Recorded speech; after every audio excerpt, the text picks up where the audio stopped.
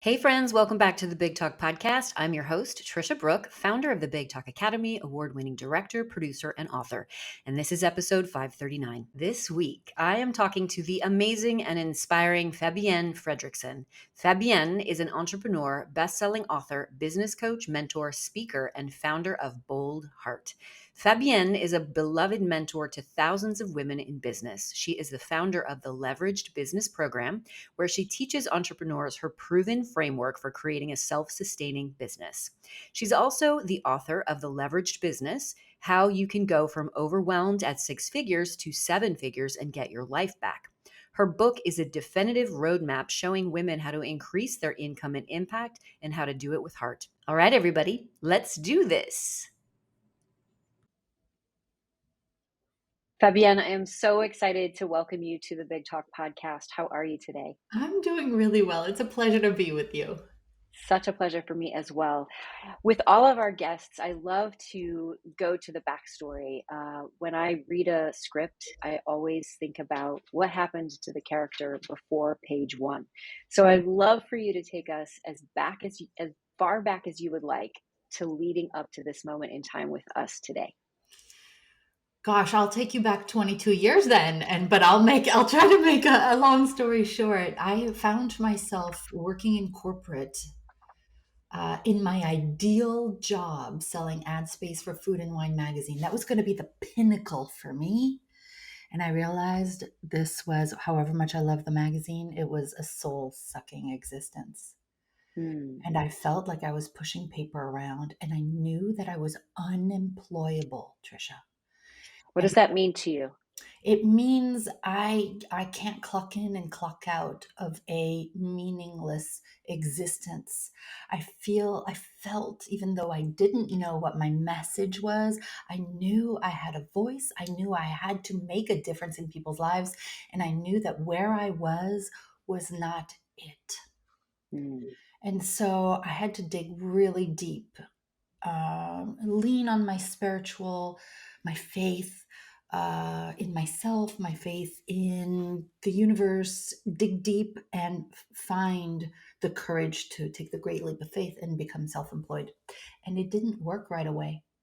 I thought, oh, I had 8 years of advertising, marketing, and sales in corporate, and it would be easy. And if I could just make the $65,000 a year that I was making in corporate, I would be good. I would have my freedom, but that's not what happened. Is I just didn't have enough clients. And those I did have were getting good results. I just didn't have enough. And once again, like dark night of the soul, I had to dig deep and figure out how to get clients. So just to shorten the story, um, I created a client attraction system for myself based on the observation of what worked and what didn't. I would learn from everyone. I'm like, I'm not going to do that. That feels completely out of integrity and a little Hmm. too, you know, bro marketing for me. But anything that did work, I put into a little imaginary this works box, and I created a client attraction system for myself, and I filled my practice in 8 months to full capacity. And other people started asking how I'd done that. And then the next 10, 15 years, I was known as the client attraction girl. And there was a point at which now I'm married, now I have a baby, a first of three, and my amazing husband says one night when I'm celebrating, honey, I just got another new client. And usually we're celebrating, and this time there's silence. And he says, another new client. Are you sure that you can handle this? We never see you. Hmm. And there was a tug of war inside because there's a part of me that knew that I was meant for more. And I'm seeing other people making 50K a month. And I'm like, how is that happening? And why am I working so hard just at low six figures? And so, another just condensed version of the story is I realized that what got me to six figures was never going to get me to seven figures with my life back. It was a new formula, a new recipe, a new identity, a new mindset, a new operating system. I had to become a new woman, Tricia. And once I embraced all of that and the concept of leverage, which really is about this is the counterintuitive piece. When I embraced that, I actually had to work less to grow to multiple six and then eventually seven figures, which I reached 15 years ago. And then it's been multiple seven since. I embraced that, and then everything became easier. Okay, this is so amazing. There's two things that are being highlighted to me is that when you were in corporate, you knew you had a bigger voice, there was more for you, and you stepped into finding your voice for the sort of first round of your success, Mm-hmm. being the client whisperer Mm-hmm. and the client attractor. And Mm-hmm. then the second version of you finding your voice, which was to create a new formula, new recipe, completely new identity, and a new mindset. Talk to us a little bit about those two versions of finding your voice. And then I would like to invite you to share with us this concept of leveraging, which is directly related to your book, The Leveraged Business, and your program, The Boldheart Business. So let's start with voice one, voice two, and where voice two lives now. Voice one came from checking in with my gut and saying, like, I'm 28 and I can't see myself being here at 38. And is this all there is to life? If so, like, this is not going to work for me. I'm a rebel. I I like to do things my way. And you know what's interesting, which we can wrap back around to it later. I've always had a leveraged brain. I'm a Leo, and lions like to sleep all day. I don't sleep all day. I mean, like, I have a business, I've got three kids, but I lions leap when they need to, but the rest of the time. I've always been like that. I'm always looking for like the biggest impact with the least effort, or vice versa. Least effort that Mhm. would like the 20% that creates 80% of the results. Yep. So I don't know if I'm answering your question yet about the first part of the voice, but I knew that I wanted my freedom while at the same time creating impact, and I was getting neither in corporate. Hmm. So I had to check in and say, what is there? Is there a different way? And then I want to give you a backstory in answer to your second question that we didn't get to. Please. And this is, and if a tear comes up, that's just who I am. I wear my heart on my sleeve. Okay. In the process of getting to seven figures, part of that was to do events.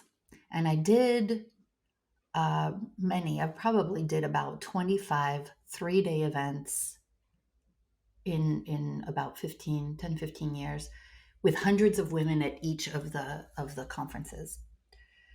And I would lay out this formula, Trisha, and I would like take them deep into like, this is how, it can be for you. You can have it all, whatever Mm. that means to you. And I cannot tell you how many women would come up to the mic and say, Fabienne, if I do this, I'm going home to a fight. Yeah. And over and over and over again, and women not standing tall, and not that they just didn't have a voice. And here's what I got. It hit me like a ton of bricks. The one who makes the most money in a relationship has the final say. That was the story they were being told? Or that's what you know to be? That's what I gleaned from. This is what I've observed. Got it. So in a relationship, when a woman is not making her own money, and lots of it, she doesn't have as much of a choice or a voice. And I figured out that, yeah, like having clients is great. And, making 50,000 a year is great in your little coachy job. But, your coachy job is not important as what, I'm contributing to the family.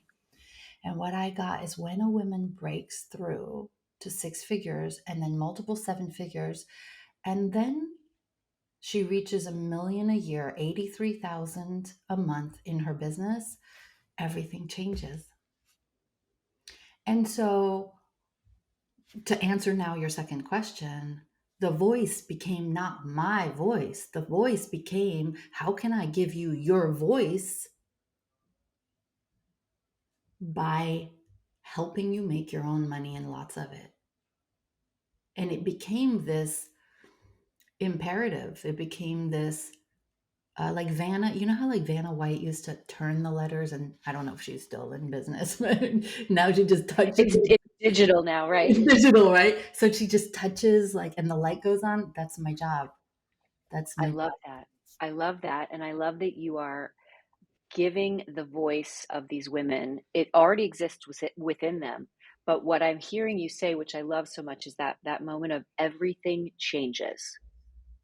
Can you describe or define for our listeners and our viewers what everything means in your point of view? Yeah, and I'm just covered in chills, um, talking to you about this. First, I- I'll just say this from having coached tens of thousands of women, their face changes. I don't know if you've ever experienced this, but when a woman, it's not about the money, it's about like the mindset work that she does, the confidence, the new identity that she takes on. I'd love to talk about that if we get a chance to. But her face suddenly changes, and there's this relaxation, this serenity, this surrender kind of to the divine or whatever, however we see it. She changes on the exterior, but there's a way that she, she stops giving away her power. Mm, She stops being submissive. Whatever you want, honey. But she doesn't become aggressive, right? It's more like she has this quiet assurance, this assuredness. I don't know if that's a word. This assurance, this confidence, this self-knowing, this sovereignty. that's right. That's it. And what happens is everybody starts to take her more seriously, the whereby her partners or people in her life used to say they're there. They're more like awed and inspired by her. Her children become incredibly proud of her. And I mean, we could just go on, right? Ugh, talk about chills. I have them now Mm, because you're talking about the woman figure and how her children become proud of her. She is now in complete sovereignty and leaning back on the throne mm. and in complete receivership about what she knows to be true. And I am so happy that we're talking about this because so many women are unable to talk about this or ashamed to talk about this, and they stay quiet when they're successful, when they're making lots of money. And there is absolutely no reason you should stay quiet about how successful you are, because you are helping all of these women embody who they are by giving them a voice and also helping them rewrite their story. It changes the trajectory of their life. And listen, I'm not in illusions of grandeur. I'm a business coach helping people make money. That doesn't sound very sexy, but it's not the why under is dignity, That's right. sovereignty, self-respect, taking up more space in the world. And this dignity piece goes straight to my heart. Mm. Dignity for women through successful self-employment. Absolutely. Absolutely. I would love for you to talk about the Boldheart business program and how you are achieving these results of dignity.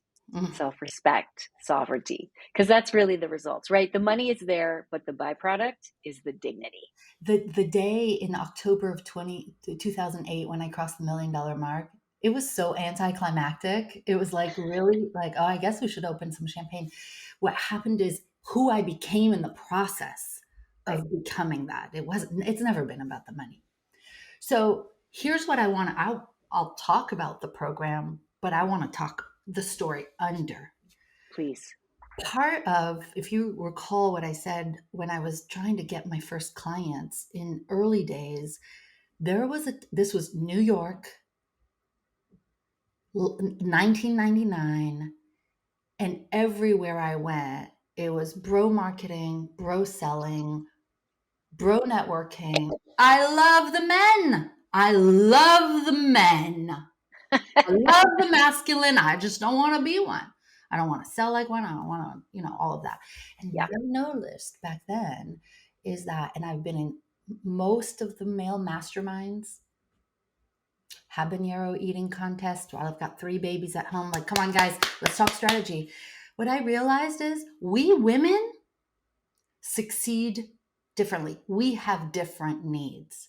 Where the masculine energy is a really solo energy, a competitive energy, an action energy. The feminine energy is a collaborative energy.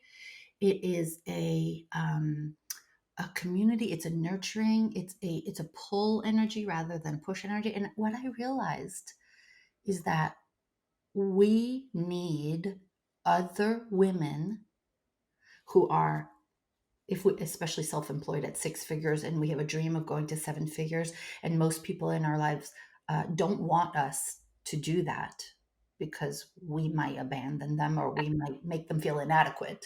That's right. Fear and threatening and comparison and All of that. competition. Yep. So the people in our life, the minute that we have a bump in the road, they'll say, "No, is it really worth it?" And I'll talk us out of it. So all of that to say, before I describe the program, is that I got really clear that women need other high achieving women who are kind and loving and generous and encouraging. And when we plant the seed, when we plant the acorn of who we are with the potential for greatness into that soil, into that environment, there is nothing we cannot do. So when we're talking about a program, I'll say that it's all about understanding what the needs of a woman in business and a man who leads with his heart. One, you need the strategy. Okay. The formula that got you to 6 figures is all about sales and marketing, sales and marketing. Ideally, you're doing it with authenticity, integrity, and love. Okay. Basta. We stay there. Yeah. Once you're at 6 figures, you're overwhelmed. You're doing everything yourself, even if you have a team, because you don't fully trust your team. There are no systems because we are people who fly by the seat of our pants, right? We've been taught to do business one to one. We've heard of one to many. We've dabbled in it, but we don't know how it is to really let go. Right. And we don't give it enough time for it to actually become successful. Mm-hmm. Exactly. And we do a lot of the onesies, twosies, whether it's in marketing, whether it's in delegation, whether it's, in hiring, we cheapen out because we've been taught that societally, that's not a word either, is it? I love all Society. the words. I love all the words you're using. Societally, we have been taught that we're not worthy of world class for our little businesses, world Right. class talent, world class systems, world class accountability, world class coaching. And so, when we get dropped into this environment where we have strong yet powerfully feminine female mentorship, where marketing from your heart chakra is how we do things, and caring and integrity and doing the right thing, especially when no one's watching. All of that is the order of the day. Extreme generosity, love, love, love. When we get dropped into this environment and we get that world class strategy, do this, not that, and we get daily accountability, the structure for our entrepreneurial nature. When we get the strategy, the structure, the accountability to finish what we start, and we get a community of women who also grew up feeling like they didn't belong because they were too entrepreneurial or too big thinkers or too much. When Yeah. we get dropped into that as someone who felt like she was a black sheep all her life, and she realizes that she's now in a family, a community of black sheep who have big ideas, who are big thinkers, who are bold yet feminine, the lights switch on, Tricia. Mm. And it's like, wow, I am actually made for more. Yes. I love everything that you're saying, Fabienne, and being able to articulate the dignity, the power, the love, the effortlessness with which our feminine energy can attract bigger, bolder, better is so powerful.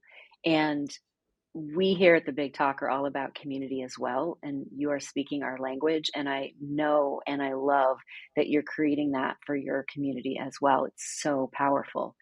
I would love to talk a little bit more about how you connect your heart centered entrepreneurship to the idea of living in abundance and having multiple seven figures, and how you give voice to your community so that they can also achieve that. So, so I mentioned, I may have mentioned that I wear my heart on my sleeve. And I have been ridiculed for that my whole life.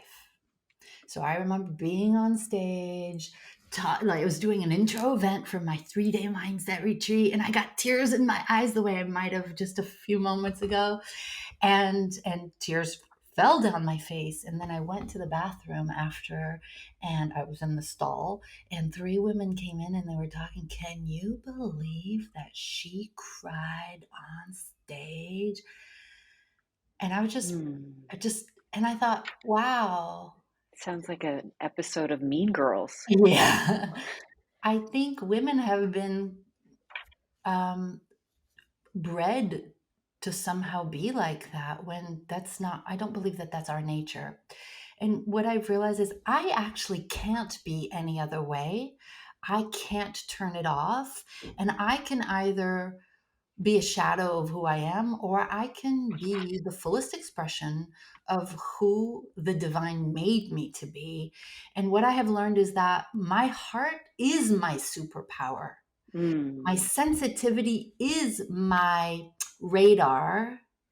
My and I don't, I'm not emotional, I'm emotive. My connection to my empathy is one of the reasons why I can speak to women. I can speak to women's hearts, and I can speak to women's pain, and I can also speak to their aspiration. Yeah. And that, so I don't know if that's what you asked me, but that's my answer. You're living in your full truth all the time. Yeah. And what I love about what you're saying is you've been able to let go of what other people think. I keep peeling the onion of that. I just went and I'm working on my shadow quite a bit. And part of the thing that I'm working on this month is self judgment and the fear of judgment of others. Now, I've done this work. This is not my first rodeo with this, but it Yeah. is so deep. And as I plan, I have a secret plan, which is, I love that you're telling us what it is. which, let me say it in my microphone. My secret plan is to take this confidence, this dignity, this sovereignty, uh, to other women, because I've had so many women say, I want to work with you, but I don't have a business. I'm like, well, I just work with entrepreneurial women. So really, we're like, we can't. And it's been like kind of the knocking on the door of the opportunity. So my secret plan is to be kind of like a Trojan horse. If you all know what that means, is like come in like with the Delicious Life podcast and how to have a delicious life, and the whole time talking about self-worth, self-value, honoring yourself, dignity, sovereignty, respect of self, setting boundaries, higher standards, all that stuff that's in my first book, Yeah. and taking it out there for really literally millions of women. I love that. And we won't tell anyone that you're planning to do that.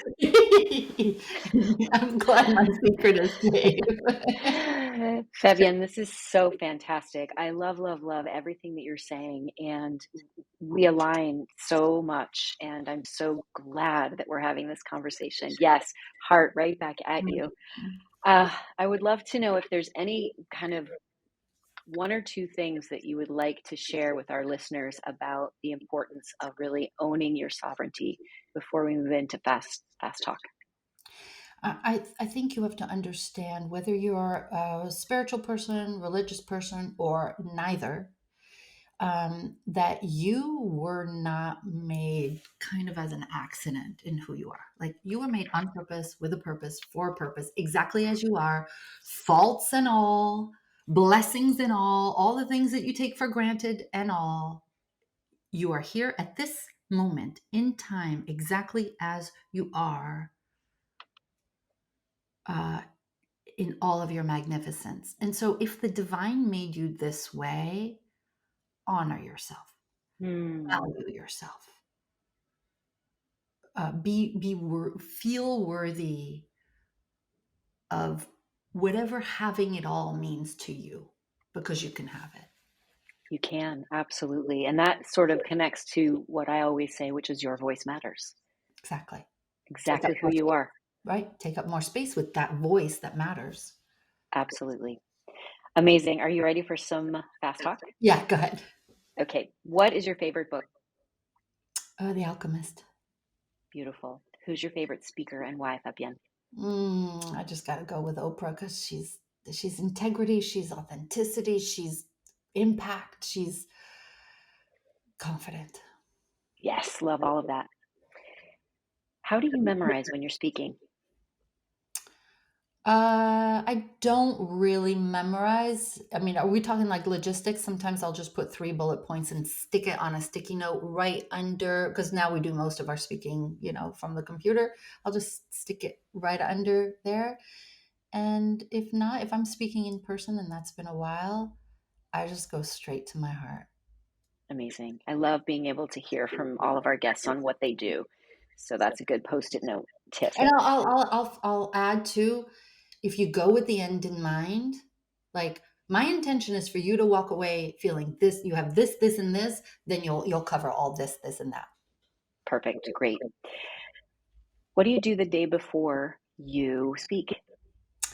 I was on an intuitive session with a healer, and he said to me, drop into your heart and imagine putting so much love to all of these people. And so really, it's just the energy of from your head to your heart, and send love to the people who are going to be listening to the message. Mm, And that has worked so well. I love that so much. What podcast are you currently obsessed with? Let's see. My goodness.